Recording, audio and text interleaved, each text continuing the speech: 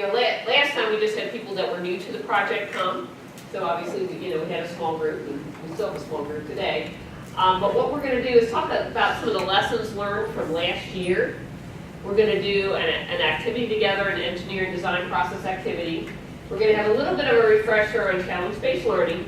And then we're going to have two special presenters, and that's kind of why I still have my cell phone on vibrate, in case they get lost. But we've got Katie Powers and Kathy Herzog, who were both participants last year.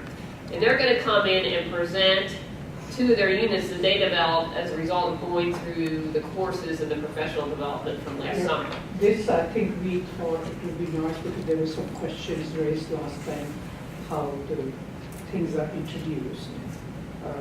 As far as the challenge-based learning process is concerned, we thought it would be best to have the teachers come, and I would like to, we'll come back to that.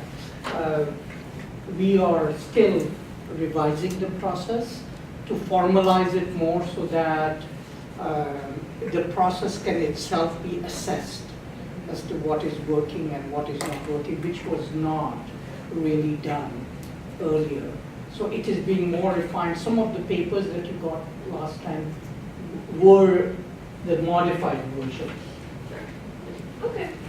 All right. So first of all, I just want to, we did an evaluation at the end of last summer with all the both pre-service and in-service teachers who participated. And in general, the evaluation was very good. So I want to start out by saying that. But there were some items, but I do want to draw attention to the items that were rated the lowest, because unfortunately, the items that were rated the lowest are also the things that we want to do the most. So we want to kind of flip-flop that a little bit this year. The thing that so we're going to kind of really just say, these are the four things that we want to say are most important this year to focus on. One is that the course would help them understand challenge-based learning, so the use of a design challenge. The other is that course activities or projects help me apply challenge-based learning to my teaching. That the course would help them understand the engineering design process, and that there would be some explicit connection of course content to how people in STEM careers use this knowledge to address societal impacts. So those are kind of the four things that we really want to hone in on this year, based on the survey data from last year. And again, it's not that the teachers didn't enjoy last year's experience. A lot of them rated you all very highly and enjoyed the time. And some courses were rated higher than others in terms of implementing the challenge-based learning in the engineering design process. But this is something where we just want to very uniformly deliver this using the same pedagogy this year. Okay, so I'm going to go ahead and turn this over to Anand. Like last time we talked about, in this whole project, the two pedagogical approaches which are the central focus of all the activities, which includes the teaching of development and teaching of the courses also, is the challenge-based learning process to make the students an integral component in the learning process in an active environment, rather than the teachers as purely serving in a passive role of disseminating information. And also to relate the content to real-world applications, like I talked ACS, and really the engineering design process lends itself very well to be able to do that. Okay? Be very careful. Again, I'll come back to both the things, but I won't dwell on it too much because the two teachers that we have, and Attila is here also. In fact, he structured his whole course driven by a central challenge. And Jill last time talked about some of the challenges that she incorporated in her biology, which were fascinating to me. I was seeing some of that first time. So what we will do is, since we talked about the challenge-based learning a little bit, you're sort of exposed, there were some questions that you had raised as far as the implementation process is concerned. But today we will start with the engineering design process. It will be done through an activity. This activity was implemented last year in our part of our administrators academy. And, in fact, we had one of the speakers who's part of the team which is formulating the next generation science standards. So he had come up with this activity. We thought that that's a very good activity. I'll show to you the connection of that to the standards also in a brief way, because that can itself take a lot of time to understand. And I don't expect the instructors to be experts on the standards, but they should have some knowledge, because the teachers have to, whatever they're implementing, they have to also show what standards which they were supposed to meet. They have to tell their administrators, document that, what standards they met. Okay, where is Julie? Oh, Right here. Okay, what we will do is, this is an activity which is in the area of energy. You'll be given materials. What we will do is, 2 people, 3 people here. Jill, you join out here. Okay, Attila, you're the more previously you may have seen this, and I think you may. Johnny, did you see this activity last time when it was It's a implemented? different one. No, this is in the. Last year, I haven't seen this one. Okay. No. This is well. Why don't you give them the materials? Okay, Okay. the materials are all right there in the middle, so you don't fight over them, obviously. There should be enough for everybody, but you can kind of choose what you would like. Okay. And And what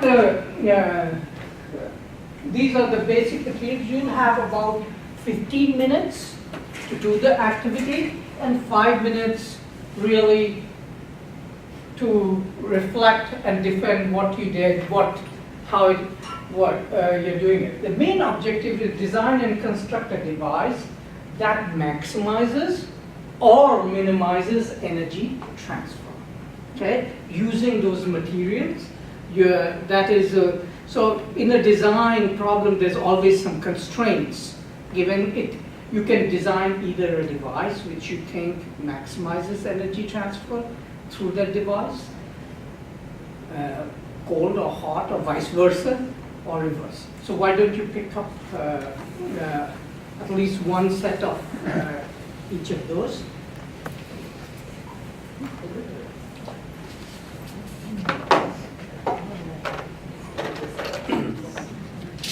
Okay. Or we could just do a section of a wall and maybe get another, Yeah, yeah, there's enough. we could even put some insulation in there. Yeah. That's a good idea. Like roll it up on the paper. Yeah, we can iron the one on the outside. To the outside. So,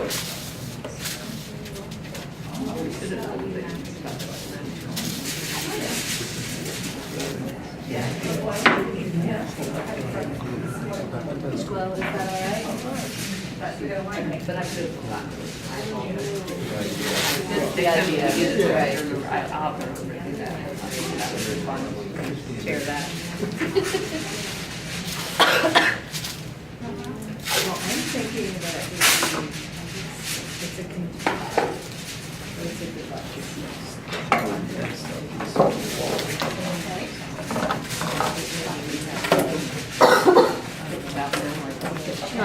Tape it over? well, since say you're gonna do cardboard cardboards, the problem with this would be the cardboard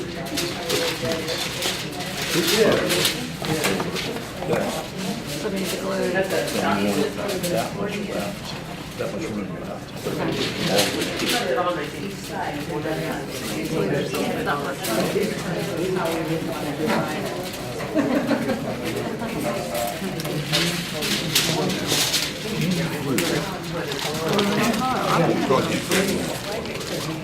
Just tape it.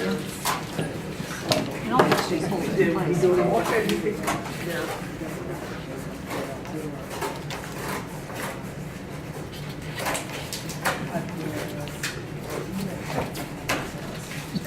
Stops feeling like that too long.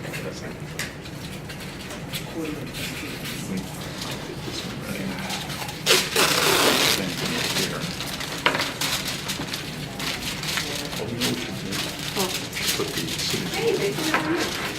You go ahead, Jordan, do the project. They're working.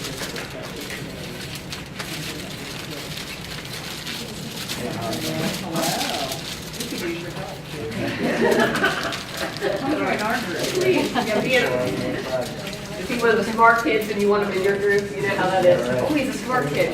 Smart kid. Actually, there's a couple things to tell you.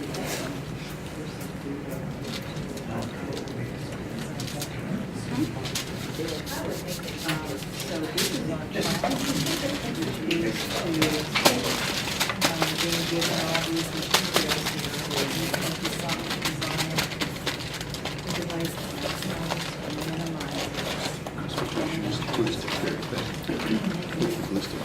And then it might be tape eventually. So we already decided we're doing some of that.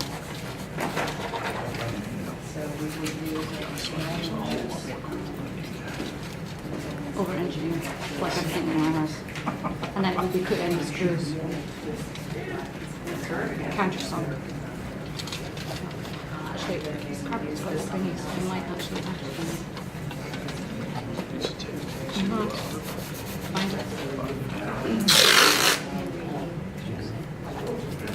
So, but my question is this a device that surrounds? Oh, I see.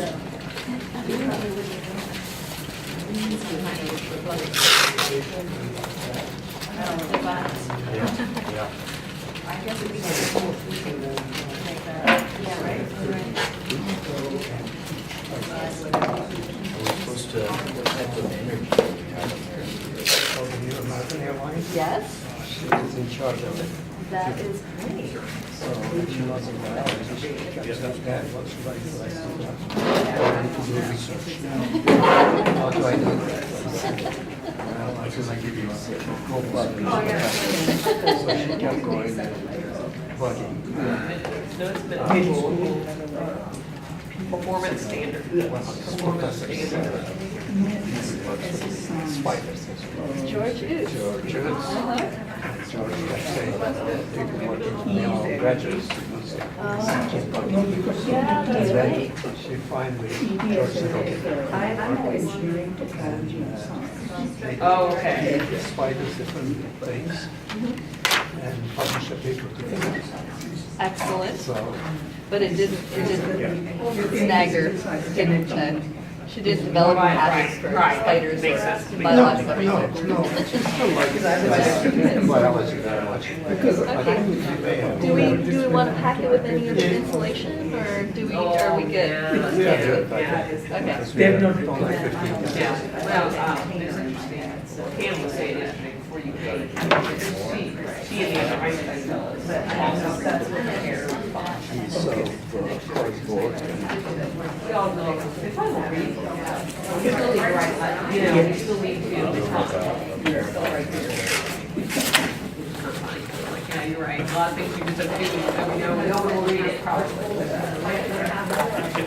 But there was a very short ASPS biggest one on this. Yeah, and they're going to need people to ask about this. Yeah. I told them that they like, well, no, we've got the with that. All right. I love They it. have come here, so great. they should be over. Right, so why don't we grab some more? They'll see us.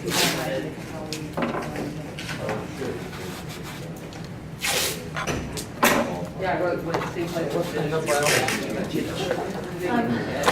I teach freshmen, looks like it's gonna need it on the edges as well. Okay. I teach a freshman and sophomore, so cell biology and then the freshman sequence. And I also coordinate the freshman labs. oh, great. Yeah. Look at you guys, you got it. Like the expert. How much more time do we have? You have about, we'll give you about 6, 7 minutes, 5 minutes more. Yeah. Okay, thank you. So we have to defend why we believe our solution is the best. Yes. Or why did you choose that? Or even what we else did you consider? And that's what we want the trough to be. I like it, it's very cool. Make two of them maybe. Everybody's is different. All right. Yep. Yeah. Let me draw another one.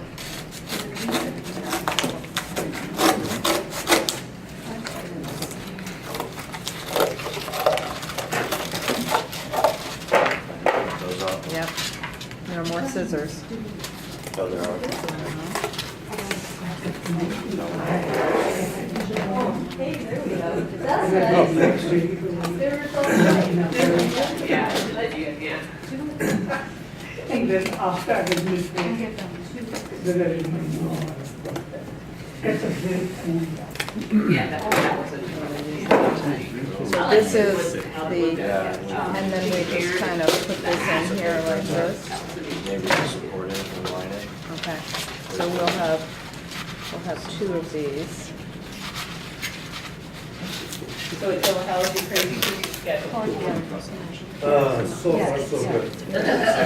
I would have never thought of this. Somebody else. Parabola, that's a great idea. Okay, so you were.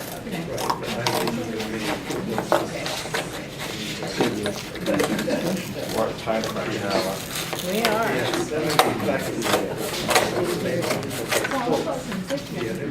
I'm not quite sure how to do this, but And the semester system they have been. Yeah. Yeah, that's gonna be hard to get. you know what? If we get a little piece that we can just stick through here and just have it hanging out, Sure. that would So somebody had to teach part 1, yeah, lucky you. give it a place to support it. And maybe we don't need so much. Yeah. Yeah, like 2 of those for one side, and then maybe we don't even need paper so much. Yeah. But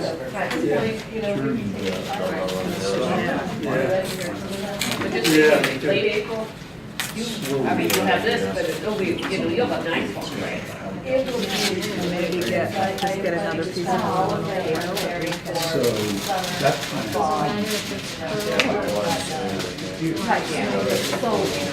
How about if we have a,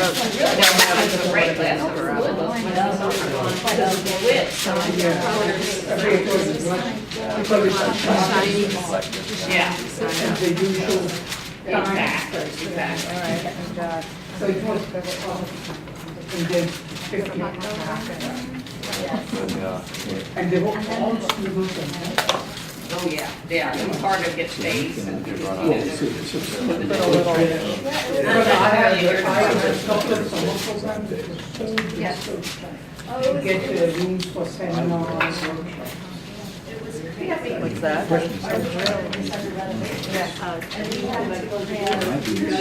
Well, I'm wondering, should we like cut this in half and just stick it under there? Probably all kinds of fun stuff. I would add to the, like this.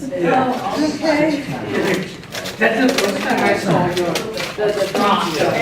Yeah, that was very cool.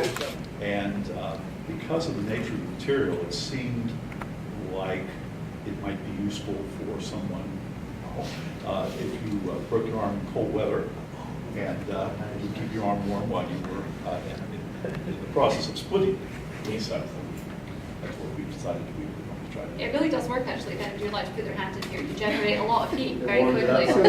So you also had a real world application of that. It could also be a fashion statement if you remove the hand and put your hand and tie a string around it, you would have a muff. Yeah, that's You could decorate it, sell it on eBay.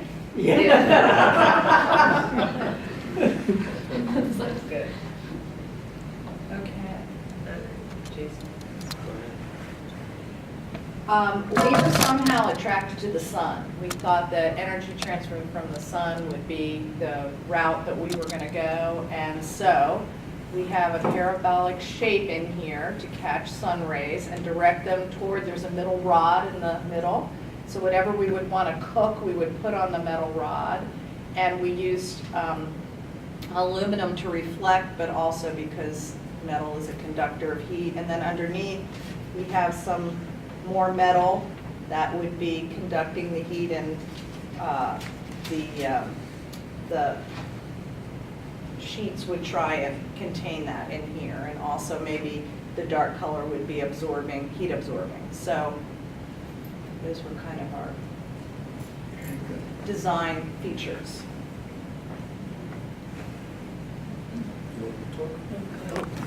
Oh, what we have done is, if you look around, you see many buildings built today with sun reflecting glasses or materials in the front. The idea is to keep the cool inside the building and reflect the sunlight back. So what we decided to put a foil which reflects the sunlight back, and then we use double walls with space in between, which will even minimize the heat transfer problem. So inside the building it will be cooler, on the outside sunlight will be reflected back into space. So that's what we designed. Well, very good. One thing must have become apparent that everyone individually solved this task that was assigned.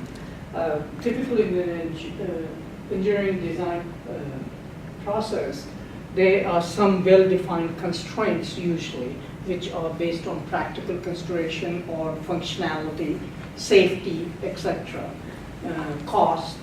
There are many, many different factors that are prefixed in defining the design problem. So which is done here, and different people came up with different solutions. This design problem had two completely different possible solutions. Let me, Julie, you pass these. Let me show to you how this activity actually could be very easily implemented in a middle physical science classroom. And what I'm passing to you is the teachers, when they're implementing, whatever they're implementing as part of the unit development, they have to clearly articulate what standards will the different activities and the different lessons that this incorporate in the unit, what will be addressed in those. And these are the three general standards that in the future, near future, the teachers will be following. One is the Ohio New Learning Standards for Science, Common Core Mathematics Standards, and the next generation science standards, which are about to come out. I think hopefully they're expecting it this month. They will be out.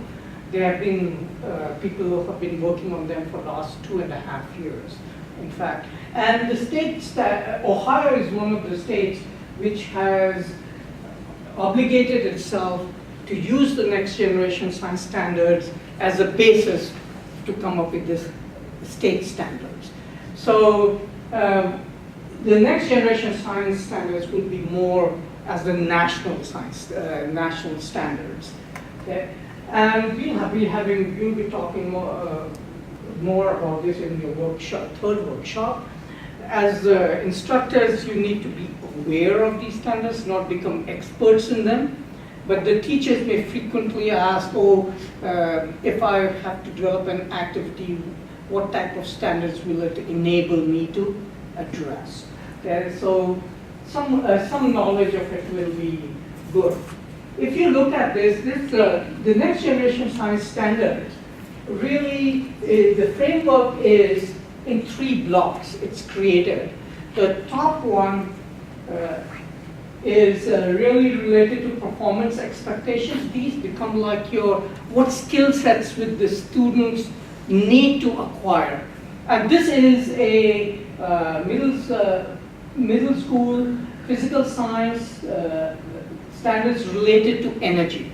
Okay?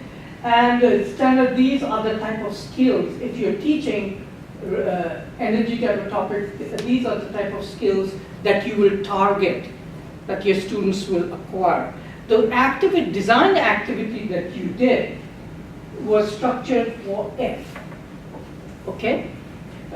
So definitely these should immediately give you ideas of defining the objectives for it. Because when you say that they will acquire these skills, then they should be able to demonstrate that they've learned those skills. Okay, it's very important to understand this is a new framework that has been used for the next generation science standards. There are three, the foundation boxes are organized in three broad categories.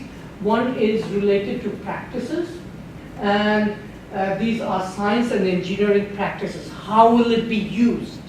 Okay, those type of things.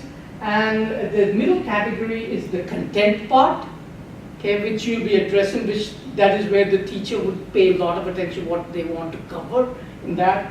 And the third is cross-cutting. That means how different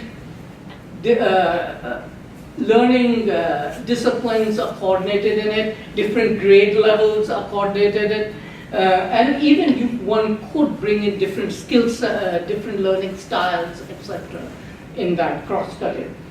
The last one is, this is for NGSSs, but the other two standards here, they usually put what are the connections of NGSS to the other two standards, the state standards for science and the state standards for math that I use. Keep in mind when you're doing many times an activity in a science class, it could be also addressing some of the math standards also. It's not, does not appear in isolation. What we will be doing is, in the units that the teachers create, they have to clearly identify the different lessons, what standards those lessons will be addressing. Okay? And from this summer onwards, we will be asking them to also identify, as far as NGSS is concerned, these three things, practices, content, and cross-cutting, what are, in this activity, how these three things are addressed. Okay? If you carefully look at your energy one, okay?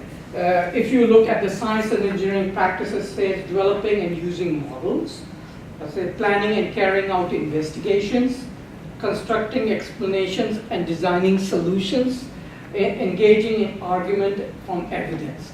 These will always be the four broad categories in which the practices will be organized. And depending on what is the content area, here it was energy, which will be could be a unit in physical science. Those, how you fill in those, how will the using models be incorporated will be different. Okay. The discipline core ideas will be quite specific.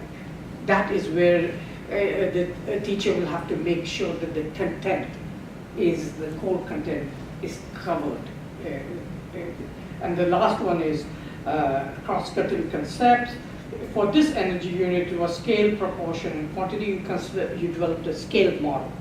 It could be, if this was to be marketed, how would you do it? And one group did come up with an idea, oh, this could be marketed for you to use at this book. Theirs could be close to a prototype model, actually. So this is, can you pass the engineering design one also? I cut out one other from engineering, technology, and science for middle school grades. Are these expectations on middle school students or high school students? This is middle school, actually. Okay. Yeah. These are middle school. Well, if they could do this, the world would be a different place. Yeah. No, keep in mind that depth you will go, it will be different in middle school and high school. I purposely selected the middle school to sort of emphasize that they are quite illustrative also.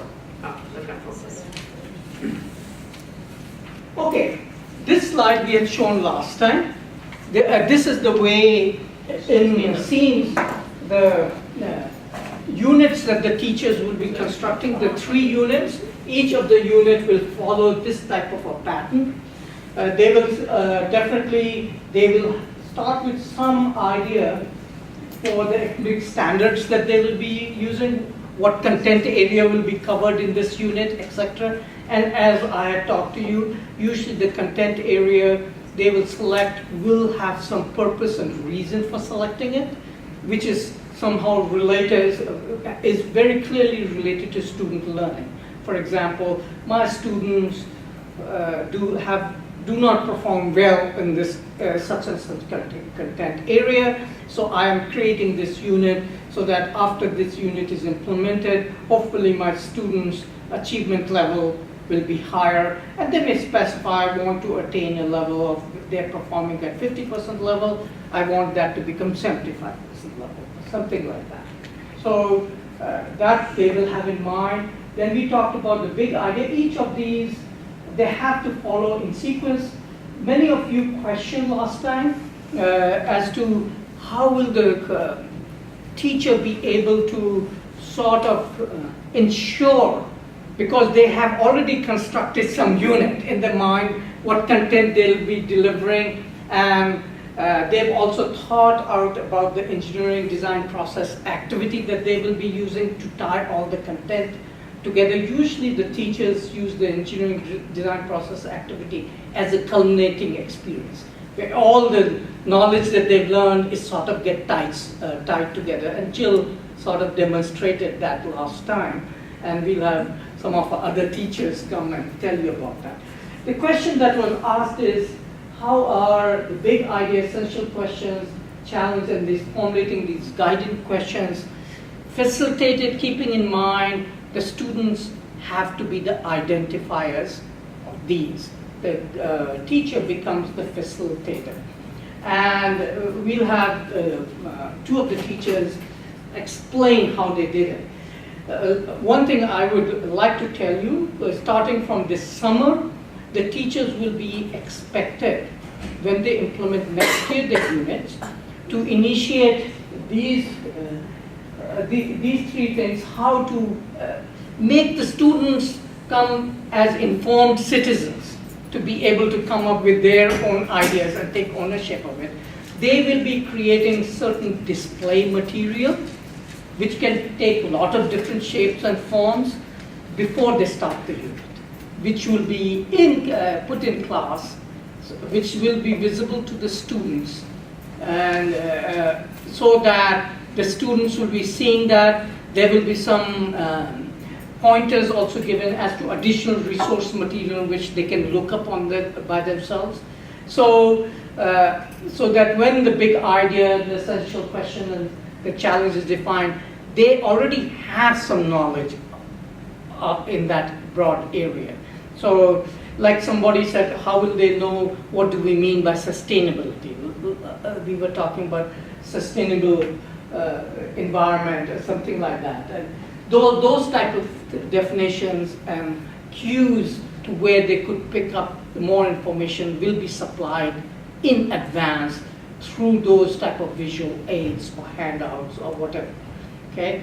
And we are sort of establishing an assessment process for this phase itself to ensure that it is occurring as planned, that the students are involved in it, and still the teacher is able to guide the students successfully towards the formulation of the guiding questions along which the unit is created. So I won't talk too much about it more. The main thing then is really these guiding questions we have suggested to them so that they do not go too much astray and become over-ambitious, try to group them in 2 broad groups, and create 2 activities for each group. Because if you have too many, it may take a lot of more time to implement the unit. One of these activities will be your engineering design activity, at least one. And what we have suggested to them, make that as a culminating experience where the knowledge that they have gained in all the other activities is used as a basis to come up with a comprehensive project. And this would be a good example of a project that you did just now. So each activity is supposed to address distinct guiding questions. That means that should itself give the idea to the teacher what will be the objectives of that activity be. Ultimately, when the unit is completed, whatever challenge was identified, that the students should be clear in their mind, is that challenge addressed or not at the end. And usually that may happen if the design problem was very comprehensive and a capstone type of an experience. By finishing that, they will themselves be seeing that what was the solution to the challenge. So this is what a unit will look like that the teacher will be constructing. And this has also evolved over this year, to make it more clear cut. And last summer when we started, it was not this clear as it is now. Okay? And based on the teacher feedback, they like this clear definition of the unit. And this we had defined last time, the challenge-based learning. I won't go over this.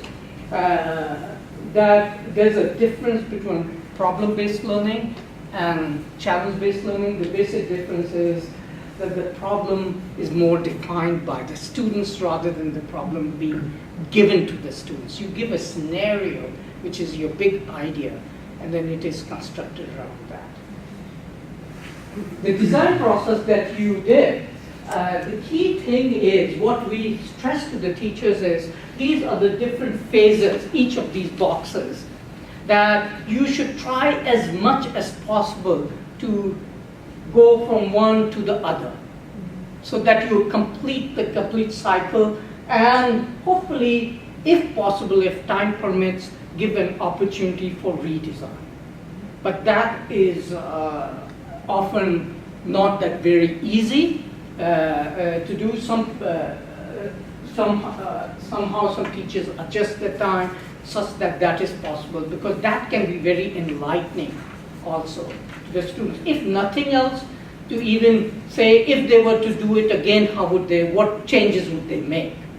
Right. Even if they don't get a chance to try out the different changes and then come up with an optimum design, if the time doesn't permit. So the refine phase is very important. And Julie will talk a little bit more about this. So with this in mind. Okay, all right. So now we're going to talk about what you all will hopefully be developing, your courses that you're going to teach this summer. Each course should consist of at least one challenge.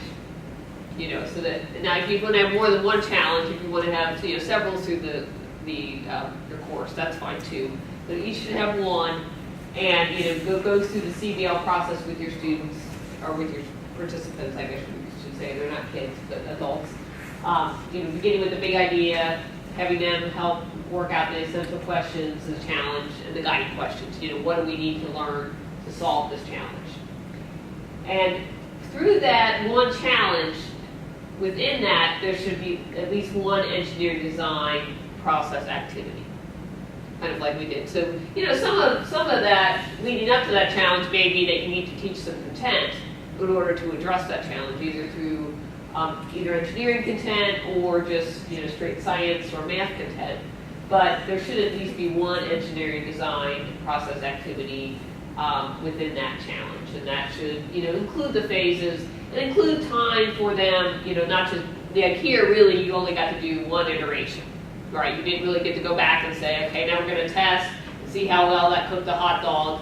Let's see if we can get it to cook it even better next time. You didn't have the chance to go back and do that. So ideally, within your engineering design process activity, you would incorporate all of those stages: identify, analyze, select, test, implement, evaluate, refine, redesign, and report. And you would allow enough time for the redesign process and for them to report out I think Jill how that went did for that them. in her. Yeah, you did, because they gave the opportunity. Yeah, you know, it could be better. If I devoted more time to what you were just talking about, it would be more effective. Yeah. You know? Well, just to give you an example, I'll let the teacher speak here in a minute, but we had a teacher that he developed, I think I mentioned this last time, he had a unit on landslides.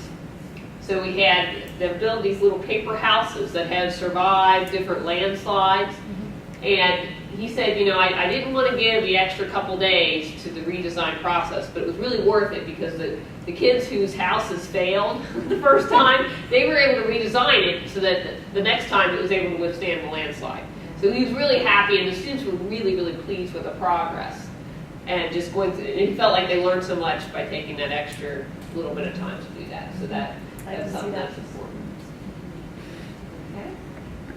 And then, obviously we want them, our students to learn to solve engineering type problems. And then of course, as we've been talking about, drilling into everybody's heads, the whole ACS, the applications of math and science, connections to potential careers and impact on society. Because the goal ultimately is that obviously we want to impact the teachers so that they can go back and deliver the very best units to their students. That's our ultimate goal with this whole process. So kind of what we want you to do within the next month is really think about, what's your course outline? You don't have to have the whole syllabus figured out, but in general, what content are you going to cover and what challenge or challenges are you going to include in your course? And what we're going to do in the very last seminar, rather than us talking to you, you're going to talk to us and share, here are the challenges that we're going to include, here's the content we're going to cover, because the other thing you might find is that there may be some ways that you all can collaborate. There may be some math that you want to make sure that Jason and Jenny cover, for example. And so, talking about that will really help. So it'll be a way to collaborate so that once, not everybody's doing the same challenge, but also your content can kind of match each other's and can kind of collaborate well. And then give each other ideas of what you're going to do as well so that we can help you. Because some of you, for example, you might come up with, well, there's a really good design-based activity. I really got the engineering design process activity down, but help me think of a real-world challenge that could go with it. Some of you may be stuck on that, and maybe together we can help brainstorm that. So that might be a way that we can use that time on March the 26th as well. Just so you know, for next time, we're actually meeting already next week, because obviously I wanted to avoid spring break. So we're meeting next week, and then on the 26th. Next week we will not be here. We will be in Tangeman University Center. I think that's on the agendas I gave out today. And over in TUC in room 405. And the fourth workshop will be back in this room. So I wanted to make you aware of that. Now as I promised, we have two special guests today that we're very pleased to have. These were two participants from our summer. One is Kathy Herzog, and she is a science teacher at Amelia Middle School, and the other is Katie Powers, and she is a math teacher at Woodwoods High School. And as you can see, they're diverse, and one's a science teacher, one's a math teacher, one is a middle school teacher, one's a high school teacher, so you're going to get some diversity of projects and content that they had to cover and ways that they had to implement that, and I think they're both doing a great job, and you're really getting their students engaged in the content. So I guess I'll let Kathy go first, if that's okay with you. And then we can have Katie go next. I brought goodies. Just to explain what I did with my project. Do you want me to get that one slide back up for you? Yeah. Because I know you said you That'll wanted help to me do that lead anyway. myself through it. I'm Kathy Herzog. I teach science, 8th grade science at Amelia Middle School. And I found my project that I planned this summer was a parachute project. And that's kind of where I started, because I know my standards really well. I've been teaching them for 10 years, so I know what they are. And I knew that one of the things the kids had problems with was balanced and unbalanced forces. So that's kind of where I started. I'm like, okay, I know this is a problem area. And so I tried to come up with some kind of design that would have to do with that problem area, balanced and unbalanced forces. And I came up with parachutes. And honestly, I was kind of glad that you said that, Julie, because my big problem was, okay, I know what my challenge is. We're going to make these parachutes, and that's fantastic. How do I make that some big global idea? And when I first got that idea, I thought, well, they're supposed to be solving some world problem, and that's not really, my problem was, one of the engineers said to me, they said, well, couldn't it just be how do we deliver goods, to some place where we can't land people? We have to have parachutes and things like that to land them. And it was something I didn't think of. So that was my big idea. Now, I got extremely lucky when I did my challenge because I have a friend that's an aerospace engineer, and he was going to come speak with us, and I'm talking to him about when he's going to come, and he goes, "That's fantastic. Do you know about that guy that's landed from space?" And I'm like, "Yes, I knew about the guy that was." So it just happened right in the middle of my unit. Literally, the guy landed from space in the middle of my unit. And fortunately, it wasn't at Amy Middle School. But, Yeah, right. but anyway, so it was just, the kids were so into it. Having that thing that was happening in the world, having to do with what we were doing was amazing to them. And we watched a little 11-minute video, and we talked about, whether or not he was going to survive. And that really pulled my whole unit together. As a matter of fact, I've done my second unit, which was on seismographs. It was not nearly as cohesive, and I think that really is what it came down to. We talked about the new Madrid fault, and we talked about, why we might have earthquake insurance here, but we kind of lost it. We didn't have that real-world thing to pull us in. Like, earthquake. I know. Yeah, we needed more earthquakes, but we didn't have earthquakes. So, anyway, that was my challenge, and so my essential questions all really had to do with those balanced and unbalanced forces and how the kids can learn that. We started with some really fun activities. We started with one that another one of the participants suggested to me called a bowling ball relay, and it was amazing. The kids loved it, and they really got they really got it, and they got it by doing it. They really got if you want you want to slow something down, you put a force in the opposite direction, and the things that they needed to do. I was most scared when one of my activities was for them to go and do research on what drag and air resistance and terminal velocity was. I gave them possible resources to go to. I gave them interactive sites. I thought there was no way these 8th graders were going to have any clue at the end of this day what drag and terminal velocity, and they really did. These are a couple of the parachute projects that I got. I brought this one because it was the most unusual. And I thought there was no way that was ever possibly going to protect, that they had to drop this from 16 feet, and it had to keep an egg that was hanging from it from breaking. The egg was in a little pouch and had to keep from breaking. And this one worked. There was nobody more shocked than me when it worked. Like, really, we get the little bag out, they're like, "Look, it's not broken." I'm like, "Oh my gosh." So I brought that one because it was pretty amazing. But the other thing was, some of my best ones they took home with them because they were really good. Can I just interrupt and ask a question? Did you ever ask them why they thought it was going to work? I why did. the design would be successful? Of course I did, because I'm like, "What are you doing?" You don't have to tell me, but I'm just saying. Their concept, and they have holes down here, Right. and then they have one hole up here. So their thought process was that this was going to catch the air here, and then it was going to let it out slow up here. That was their idea. And then this by itself was their original design. Well, when they dropped that, it dropped like a, rock. So then they added this to it. But it did work better than a lot of them. Like if this had been by itself, there's no way that would have ever worked. So yeah, I did. We didn't go and drop things from 16 feet, but we had a day. It was like they had a build day in my room. Then they had a test day in my room. And the build and test day, the final day that they were allowed to mess with this, they were standing on chairs and we had talks about being safe, but in dropping them. And they really changed them a lot that day.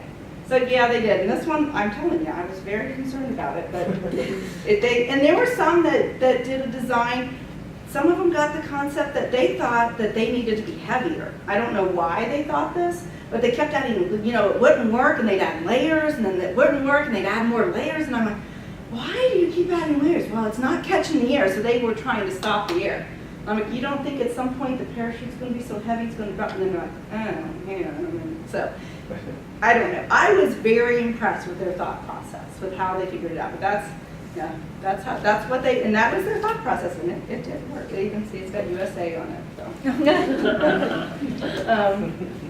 This one, they put coffee filters in the top to make it a little bit heavier. They were very big on that heavy idea. And this one worked well too. It doesn't look real fancy, but it worked. One of them was fantastic. They had designed it to have 50 pieces of fishing line around the edges that tied together. Now you can just imagine them trying to straighten that all out to drop the egg from it. That was very fun. They're like, you guys can be last. You just keep straightening out that fishing line. And then this was a good one. They did discover the biggest answer. I said, what would you change about your parachute? And 90% of them said I would make it bigger. 90% of them said that. What I would change about the parachute project, I would find a way, and I believe that Kurt Blimline had an activity to do this, to show them that if they had done like slits in their parachutes or found a way to layer it more like this, that they could have had more control over it. And time was my enemy on that one. So they really got that. They really enjoyed the lesson. At the end of the lesson, I felt like they truly understood that something with balanced forces could be moving. And that was the biggest thing that they had, the biggest content idea they had the problem with was, you know, they could get, okay, this table has balanced forces on it because it's not moving. But once it's moving, they think the forces must be unbalanced, something's pushing it or pulling it, and then they could see that nothing was pushing or pulling the parachute, and it was moving at a constant speed, and they had to calculate that. I was fortunate, the place that I got, because I had all kinds of problems with trying to figure out how to get them to do that, because I didn't have like a little thing to, what was it, somebody said I should get, the cops had, like the radar gun to figure out the speed, which would have been wonderful. But the place, the balcony we dropped it off of, had 1 meter high panels on it. So they could figure it out by how many, they just had to time it, and they knew how, yeah, they knew, you know, so it was very good. It's fairly accurate, actually. Yeah, it was nice. And they did figure out, they did get to constant speed. They actually wanted to drop them from higher things. These were my seismographs. We just finished this unit. The tie-in, the big idea tie-in for that was the New Madrid fault. I told them that I have earthquake insurance, which by the way, I really do. And they had to, they were like, why do you have earthquake insurance? And we talked about all that. And then we, of course, had to learn about what causes earthquakes. And we talked about faults and what causes earthquakes and things like that. And then they built these seismographs. And I actually only built the seismographs with 3 of my classes because I had a student teacher and she had to design her own lessons. She didn't like mine, I guess, I don't know. But I did it with 3 of my classes and they were not successful at all. They were actually very unsuccessful. Not a single one of them worked. We got them to work. We found out that the unit, these are the 3 I brought. They wanted you guys to see that there was a little reindeer on this one. And these young ladies had a pen hanging from it, but it was their pen, so they couldn't send it with me. And they decorated it for you, so they wanted you to see that. But they didn't work in the design. The lesson that I used, it was, I believe, an Iris lesson, which is a very reputable site to take your lessons from. And they suggested use bouncing a ball on the table to be the earthquake. The problem we found is when you bounce a ball on the table, it bounces like this, and they're expecting this, and it didn't work at all.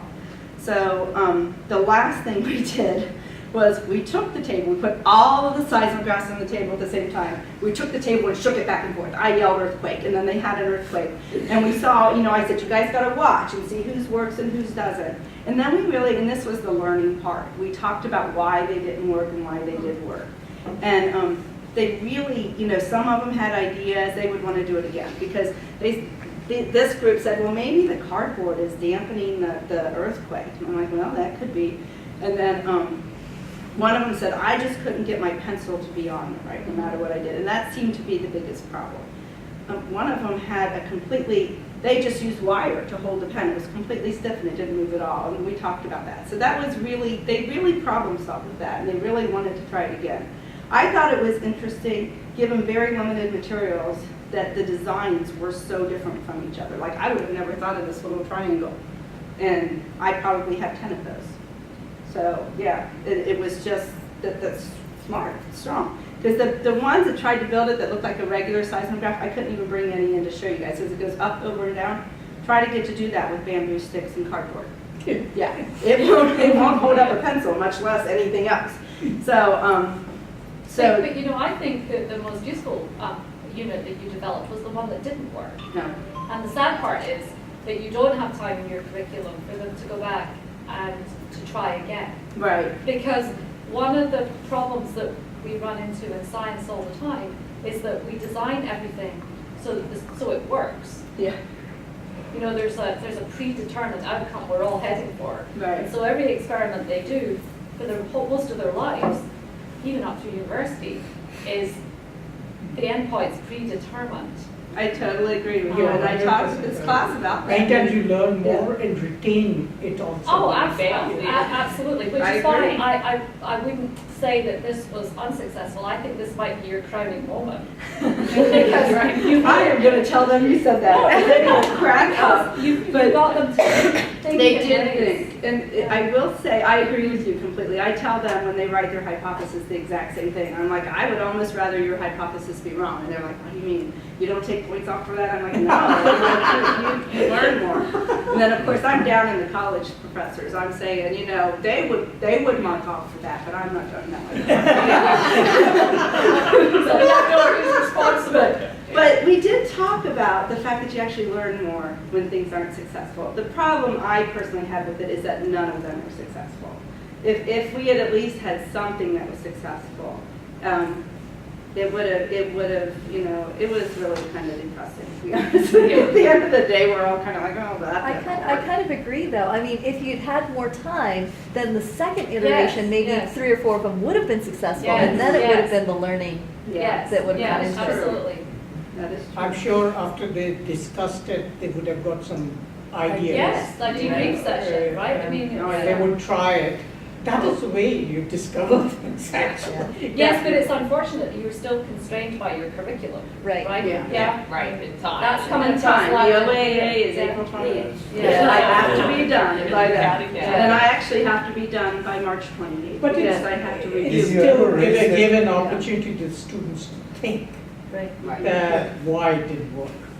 Did you ever raise the question, if this thing worked, what would they do with the data? No, that would be a good I question. think that's the important thing. And you Well- mentioned New Madrid, for example. Hmm? You mentioned New Madrid We as a did. We threat. talked quite a bit about New Madrid. We talked about whether or not they had felt the earthquakes around here. I told them the first one I felt was like a truck going by. They have We been did. measuring the New Madrid with GPS units since 1993. Mhm. The motion is effectively zero. There is no danger from New Madrid. Yeah. Yet the But what Geological we- Survey shows it Yeah. as dangerous as San Francisco, which is not true. Right. Well, we talked about, we did do some of the other activities. I mean, this is very interesting, but 2 of the activities that I found when I did this were actually, to me, just as effective with the kids. One of them is not actually part of my unit. It just happens to be something that I found that I did before the unit, because you got to limit the unit to this. Your unit can be huge. I could have started this unit in January and just finished it last week, because I could have started with Inside the Earth, and that's where my brain went first. And I found an activity where the kids get to be theoreticians and seismologists. They were very excited about that. They got to look at actual seismic data the seismologists did, and then they compared it to what the theoreticians got, and they found out that if seismic waves traveled straight through the earth, because the earth was solid rock, then, you know, this is what it would look like, and this is what it actually looked like. And they actually got it. We also did another activity where they made isoseismal lines, and that was actually in my unit. And they were able to use the Mercalli scale to draw those lines themselves. And I had some serious doubts about whether or not they could do it. And they not only did it, they did it well. You know, we did a lot of it together, because they don't have a lot of experience drawing any kind of contour line. So we did a lot of it together, but they had to figure out where it was on that Mercalli scale, and then they did, and then we all saw whether or not we agreed, and then we drew it, and we could figure out where the fault was from that, and they did a very good job with that. And they really, I can't tell you in these 2 units how many times I heard my kids say, I feel like a seismologist, or with this one in particular, I really feel like an engineer, Mrs. Herzog, especially since my friend came and talked to them. They thought that was the coolest thing in the world, that he was an aerospace engineer. If you have time, bring your kids over. I operate the seismic station here. Oh, We bring them record over. every earthquake in the world, 24 hours a day, 365 days a year. If you have a field trip, bring them over. I'll show them what we do and give them real seismograms they can work with. They would love that. They would absolutely love that. I did order one with someone. That's probably the only money that I spent. But I ordered one with my money. But it didn't move. And the kids were all just kind of looking at it. It's like, it won't move on its own. What good is that? And they're like, what good is that? And they're like, oh, no. But anyway, yeah. So I'm curious how much time you actually have in a curriculum to devote to activities like this. So as I'm designing my course for the summer, how long should I plan to make that challenge activity, that activity two, to make that realistic for a high school or a middle school teacher? My parachutes took the actual building of the parachute and testing probably took 3 class days. It didn't take that long. It would have been better, with, especially with the seismographs, we would come back and rebuild, but there's no time for that. There just isn't. I try to build that test and rebuild thing into that second day of building. Like the first day of building, if it's a pretty simple thing, first day of building, they build it. And then the second day of building, they test it and rebuild it. And then the third day, we actually do the official test. So it has to be pretty quick then. It is, yeah. Or if Now- it's longer, it may have to Well, incorporate more standards. The other thing that you can think More of, just Yeah. because you're doing this doesn't mean they're gonna take that exact thing and do it the Right. same timetable for their kids. You're more modeling, this is what it would look like. It will be very nice. They will also, particularly the new teachers, I think they have a bit more experiences, who are, to anyone, when you present this whole concept of challenge-based learning and you're giving control to the students, there's a big scale. How will it be possible to do that? And if you model that, the comfort level will increase. I was surprised at how much they could get done if told this is how much time. Yeah. I do a bridge unit. I might do my third one on this, where they have to build the bridge out of the toothpicks and glue. And I've done a lot of thinking about that because of what you said with the time. And that, for them to truly build a bridge out of toothpicks and glue, because it takes drying time in between for each part of it, takes about 2 weeks to do, just building the bridge. So what I really truly thought is, well, they don't have to sit there and watch the glue dry. You know, we could say half of the class you're going to use for this, and the other half of the class we're going to do some activity that does that content stuff. So if it's something that might take longer to build, you could split it up like that, where you know, get this much done today, and then you can, you know, and a lot of them are stronger if you just let that glue or whatever it is dry. Now, one of them with mine, with the seismographs, we waited a couple of days before we tested them, and their little wire had completely gone down. And I don't think it would have if we had waited.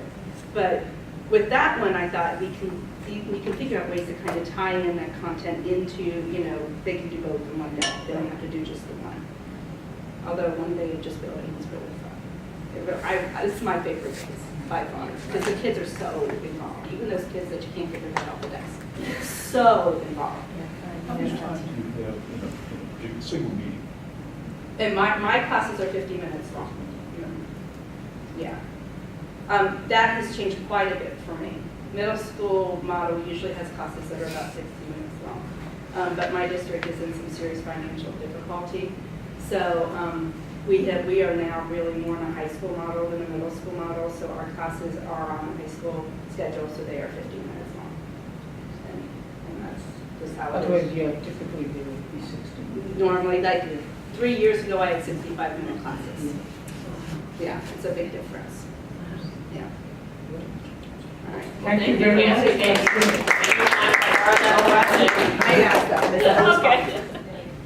Oh, at 5, so you got 15 Okay, so minutes, you're good. I don't want to make you go over. My name is Katie Powers, and I teach geometry at Winton Woods High School. And I'm going to give you the angle of doing the CEEMS program through the math lens, which is very different from the science lens. There's hands-on, I think, goes really well with science, and with math, there hasn't been as much done with hands-on. So there are some challenges to overcome with doing the CEEMS program with math, but it's been really beneficial for my students, especially as far as engaging them. So I have a prezi to demonstrate my overall experience with CEEMS to add to what my first unit actually looked like. I'm going to be hiding behind my Well, poster. that's fine, that's fine.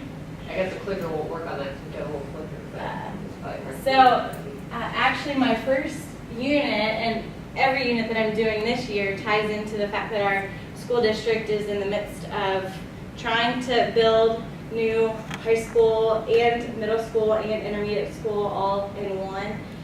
So, talking about the future of Winton Woods is tied with both our academics as well as our new building plan, which you can imagine gets students interested in talking about how they could impact the new building. And then this kind of shares a little bit about the experience as a whole and tying STEM into the math classroom. I have some pictures here. Our first course that we took this summer was the engineering design class. And at the top you can see pictures of what we did in class, which this class was really helpful for me to understand exactly what following the engineering design process looked like, and so how I could then model that into my class for math. And so on the top we had to design a cardboard chair that we could sit in. It had to hold 200 pounds.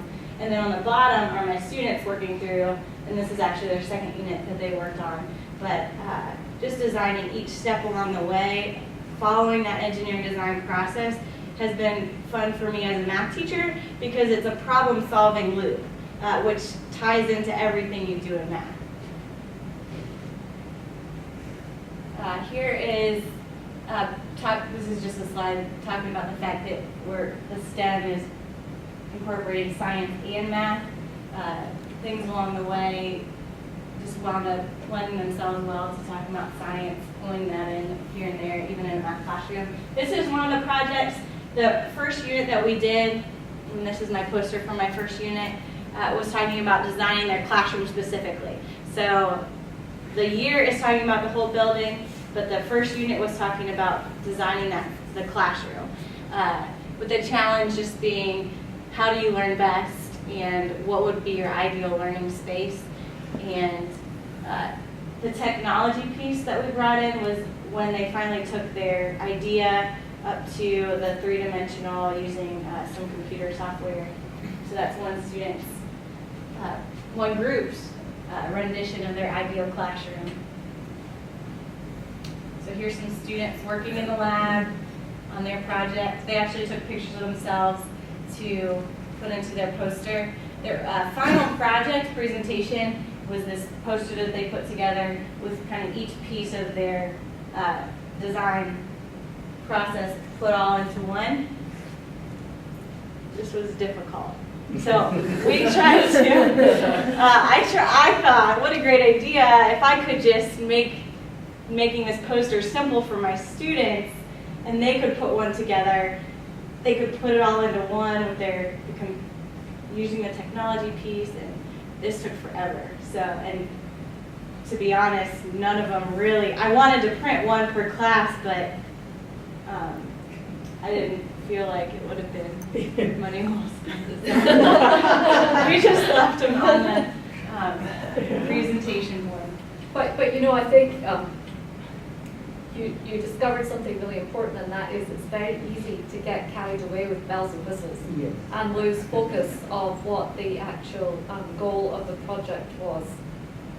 This happens all the time. Mm-hmm. You get PowerPoint presentations that have every bell and every whistle that Microsoft has ever thought about.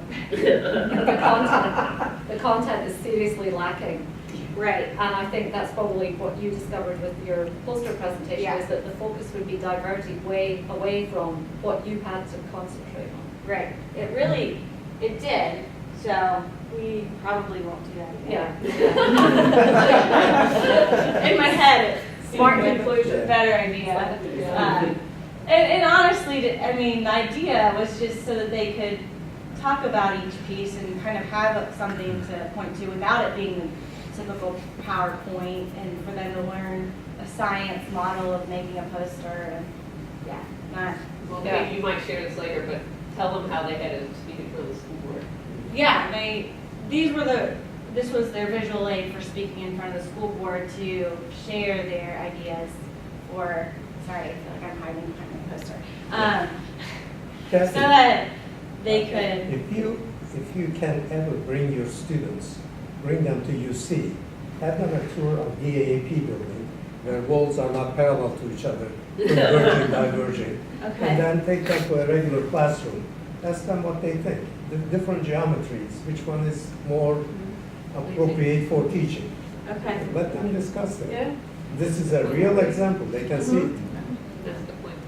Thanks, yeah. Just pictures. Yeah, and you can see the theme of this project, which I'll get to, was talking about the basic building blocks of geometry, which were talking about angles, congruent angles, supplementary angles, complementary angles. They had to put partitions to divide up learning spaces in their classroom. So finding angle measures and making sure that they had one complementary pair and one supplementary pair. So the criteria was what brought in the math standards. Let's see if this works. This is one of my students who actually really enjoyed doing math in this way, and so she shared one day when we had the video crew. Oh, if we had volume.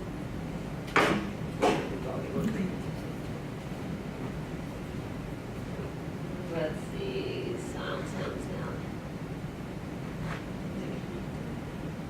Should be. Would be that the volume's over high, let's check that.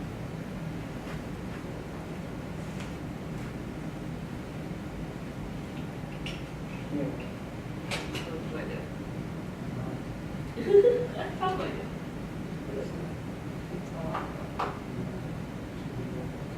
Should be working.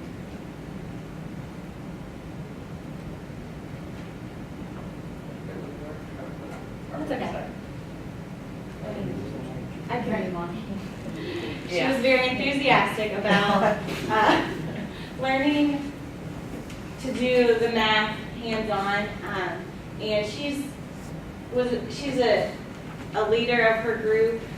She's really learning how to work with a group. That's one good byproduct of learning in the CEEMS program, in the CEEMS method, because in the last round they had to design a new sign for our school, and she had a hard time motivating her group at some points along the way. And so her last statement that she made in following the most recent lesson was about the fact that she needs to share and encourage her teammates.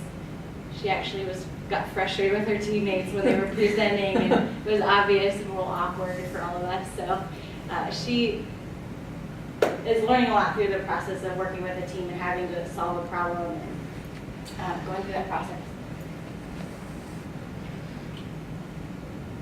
Okay, and then I wanted to, again, share the fact that doing this as a math teacher was challenging for me to think differently as far as how can I have students learning the standards that they need to learn when they come in very behind in our school. And so trying to get them up to where they need to be at the same time as allowing them the time to do things like the hands-on, design a classroom, figure out how to make a partition that makes a 180-degree angle and makes a learning space, and talking about all these ideas that sometimes you can't pinpoint a standard for.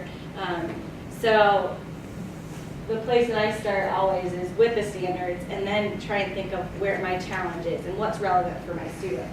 So up at the top, we started with the Common Core standards, and I'm not as familiar as Kathy with my standards. It's my first year teaching geometry, so just getting myself familiar with the standards, which just a little plug for your classes for the summer.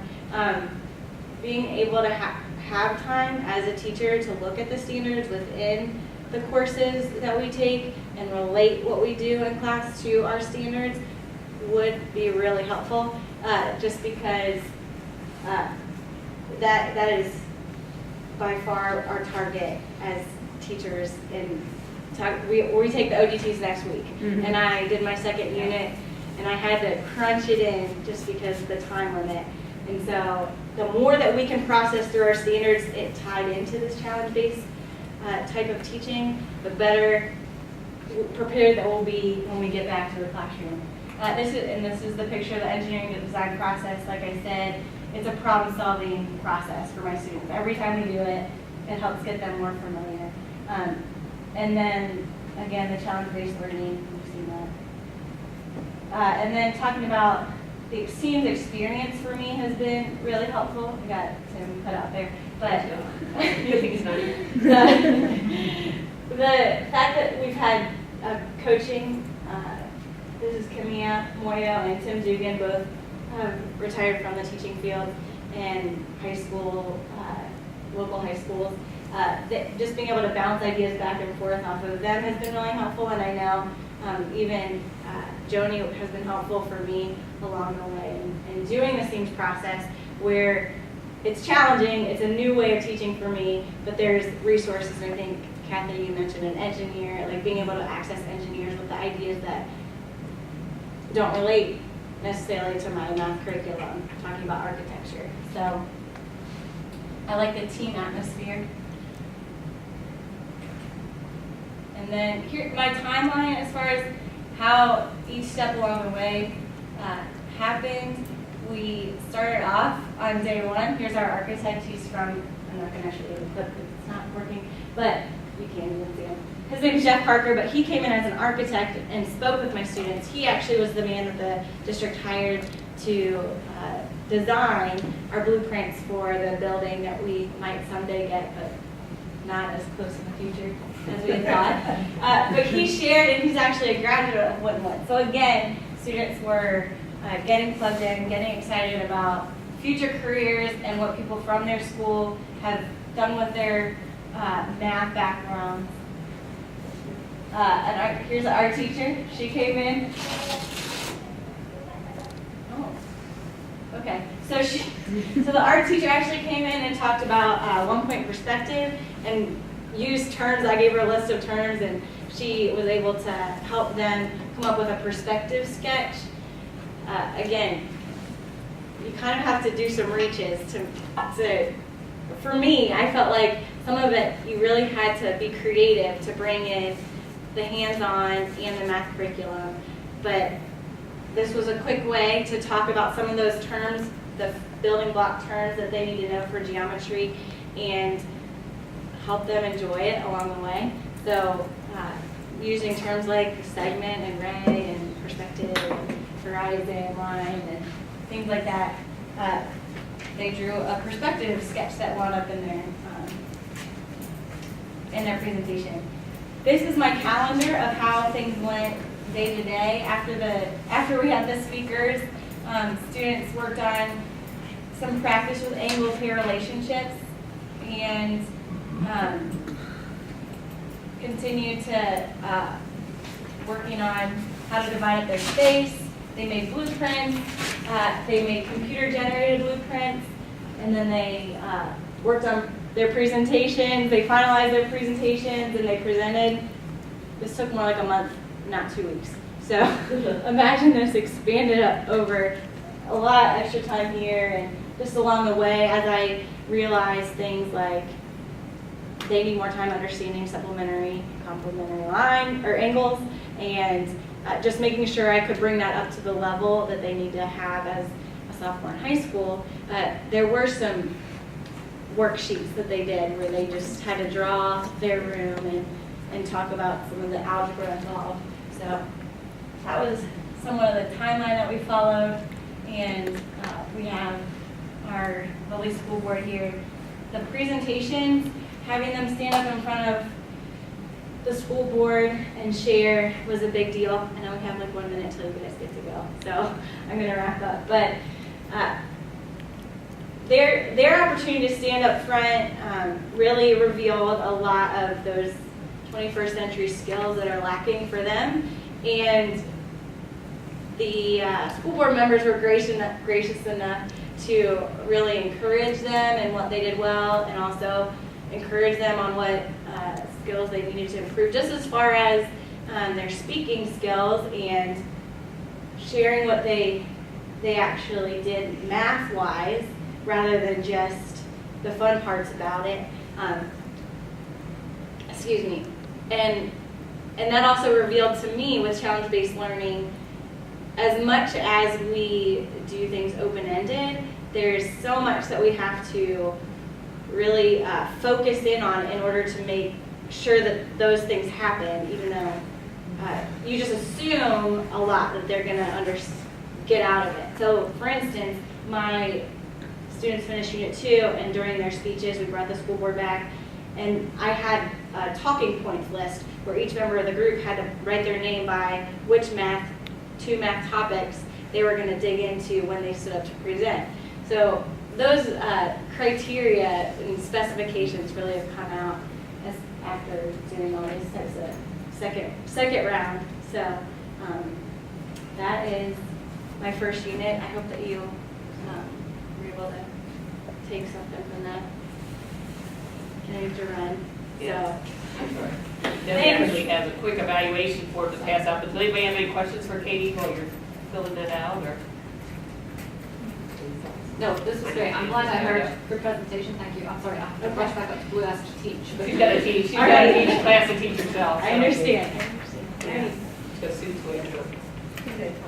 Very It's okay. impressive. You've done fantastic. Thanks. Yeah. Yeah. But you can see the very diversity of the projects, you know, how different Katie's is from Kathy's. Here's our second project. It was painting, and they got to make a sign, so they were advertising that our schools were supporting, even though we're an academic watch as a district, so people aren't going to vote for us to build a new building right now. But so we thought along the lines more of if we could just change one little thing about our school, we could change our sign or reflective things. So they got to do some painting, and we didn't do quite all the bells and whistles of the first one, and funneled it into a week and a half instead of a month. So, and they all complained that they didn't have enough time. What were the topics you hit on this one? This was unit ratio, and then area of your regular shapes, and scale factored. And we did a packet of questioning that guides you. It's called a POGL, to the conclusion that you need to chop this into shapes that you understand and can find areas of, and then transfer those from a blueprint to a poster. That is one thing that quite a lot of the kids have difficulty in scale factor. Oh, yeah, absolutely. Right. This is a fantastic example. Maybe, I'm sorry. So there you go. Thank you so much. Yeah. Thank you both for